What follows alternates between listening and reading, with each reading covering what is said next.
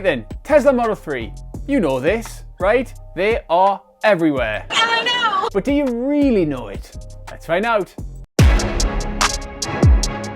Cheap is the deal, or good value is probably a better way of putting it. It is fair to say though that the proliferation of the Model 3 has been in large part due to how cost effective it's been since 2017, when it made like Micah Richards and burst onto the scene. It was cheap, and it still is. That's awesome. Disclaimer, this is just an example. Price is subject to change. T's and C's apply. Consult your doctor if symptoms No, that's the wrong disclaimer.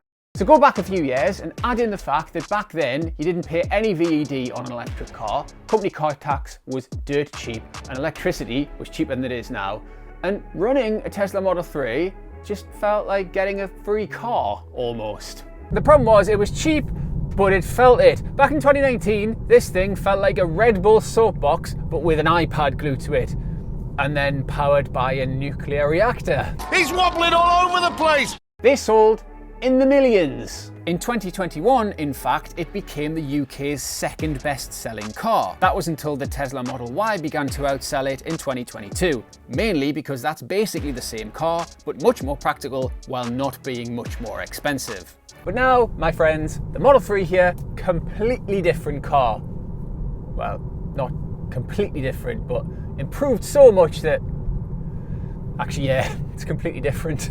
In late 2023, it got a massive update. So massive that they give it a name, Project Highland. They improved absolutely everything. They made it higher quality, quieter, more refined, more comfortable, better looking, better to drive, gave it more battery range, more stereo speakers, more Netflix in the back, less indicator stalk. Yeah, we'll come to that. And then they did something almost completely unheard of. They made it cheaper. Who does that? I know! The price cut meant that a basic Model 3 cost this much from 2023, and that meant that in April 2025, when the government started asking for a load of extra tax for electric cars that cost 40 grand and upwards, this Model 3 was exempt. So if your new EV has a list price just £11 more than this particular Tesla, you will pay thousands more in VED for the first 6 years of having it. Damn. Now there is this feeling that Tesla did that on purpose, but that really would have involved Tesla being able to see into the future. Now I'm sure some people believe fervently that that will become a feature of a Tesla at some point soon. What do you think? But it was an accident. Honestly, the base car is all of the Tesla Model 3 that you actually need. So the boot is big by volume, but by making this a saloon, they've properly hampered what you can actually put into it. Well, sort of. It is a surprisingly spacious car, though it does have plenty of legroom in this in the back. And it feels especially light and airy if you get it with this lovely white leather interior. I actually quite like it. So here's what the range looks like. As you can see, every one of them is proper quick, has brilliant battery range and charges rapidly. In other words, basically, they're all fun to drive and they're all easy to live with. And the Supercharger network is the best charging infrastructure in the UK, no doubt, in my opinion. And bonus, what you now get with all of that stuff is a car that's actually good. A car that's charming rather than charmingly ropey. So, to drive, the Model 3 has always had this oxymoronic quality of being futuristic, but also kind of old school. Like really futuristic drivetrain, speed and silence and all that, and this thing. But then kind of wobbly dynamics. It kind of bounced around like a soapbox. And it had quite a lot of road noise and wind noise. It just didn't really shut you off from the elements in the way that like a high quality German car does, for example. But now they've potentially ruined it by making it actually good. Weird. They've given it fancy dashboard materials and double glazing and all kinds of luxury stuff. Nah, they haven't ruined it.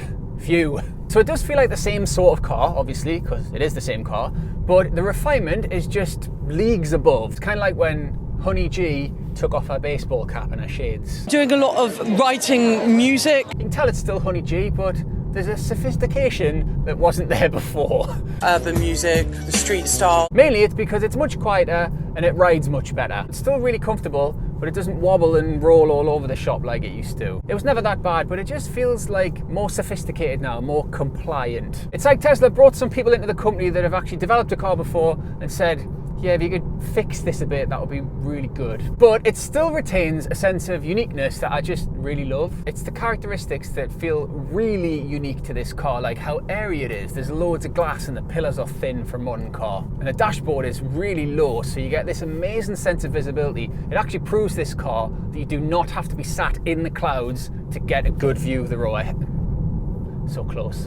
To get a good view of the road ahead. And it's really good fun to drive in a very real world sort of way because the steering is light and sharp. I mean, you can change the settings of it if you want, but fundamentally that's what it is. It's light and it's quick. And the responsiveness from the accelerator is instant, so you get a sense that you're really controlling the thing in every way. I know all electric cars are like that, but this is like the benchmark for acceleration in an electric car still. I know there'll be people out there who'll hear the following and go, what? But I honestly think this is one of the most like fun to drive in a day-to-day sense cars that you can buy. I absolutely love the combination of like the sharp steering and the fact that you can feel what's happening on the road properly, and you can see the end of the bonnet and it kind of scoops down a bit like a Porsche's bonnet does a little bit. And I know that like there are cars that are just much better than this dynamically, you know, get them on a track and they'll trounce this for handling feel. But just day to day, and especially on a road like this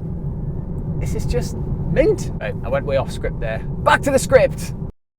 However, with said character comes quirks that you may or may not enjoy. Yes, Project Highland also removed the indicator stalk and put that function here on the steering wheel. What it means is that when you get one of these and you're used to an indicator stalk, for the first however many days, weeks, possibly months even, you will spend a lot of time doing this before you indicate. And then if you come to a junction like this and you turn the wheel as you do, then all of a sudden your indicators are on the wrong side or the opposite side and they're upside down. But I kind of like it because it's stupid. It's not unsafe, it's just weird. And more so than in virtually any other car, whether you actually get on with the big screen, whether you like it, will be key to whether you get on with the whole car in general. Loads of people moan about it because for a while it was the in thing to do, but me, I love it. I think it's a car screen done right. I love how there's an obstacle monitor that's always on. I love how when you indicate, it shows you a blind spot monitor. I love how the aircon adjustment works. And I love how all the internet stuff just works properly. Like, so it doesn't matter that it doesn't have Apple CarPlay because Apple Music is right there. And I don't even mind that you have to use the screen to open the glove box. Who has ever been driving along at like 70 miles per hour and thought, oh no, I need to retrieve a glove from the glove box immediately. I must be able to get it open really quick. The obstacle detection thing, which I said I really liked, and I do, it's brilliant. It's showing you where all the wheelie bins are, but not so much it's showing you dogs and small animals. And here is a difficult question for you to ponder. What is more likely to run out in front of your car? A dog or a wheelie bin? Really though, it's not an issue. The dog will detect an animal. The dog? The car. The car will detect an animal as an obstacle and the emergency braking system will work, but it is just weird that you can see where the neighbour's wheelie bins are planted, but you can't see when little dog's walking by the side of the car. And I'd like to see that. I'd like a little dog animation. It would be fun. And also, this car has a system where it will automatically detect if you're doing like a parking maneuver, and then it'll go into forward and reverse for you automatically. Okay, so we're in a parking space. It knows that I want to reverse because there's a wall there. So let's put it into reverse. So we'll come out. Right, so then I'm going to go that way. And it's going to drive easy as that. Bosh. 99% of the time it is brilliant. It's like the car's reading your mind, but there are times when it just gets a bit befuddled and it's quite easy to switch off and just assume it's going to work and then get into a bit of bother. Now before I go into the following little rant, I will say that you can switch this system off, and I think there's a message on the screen that says it's like a beta system or something. It's like not fully developed. So the other day I was coming out of the drive-thru into a busy car park and there was cars all over the shop, and I kind of had to stop, but the car thought that I was doing a maneuver, so it engaged reverse and I didn't realize that it had, so I hit the accelerator, all of a sudden started going backwards and nearly hit the poor lady behind us who was collecting a 4 chicken nugget Happy Meal. Oh, hell no!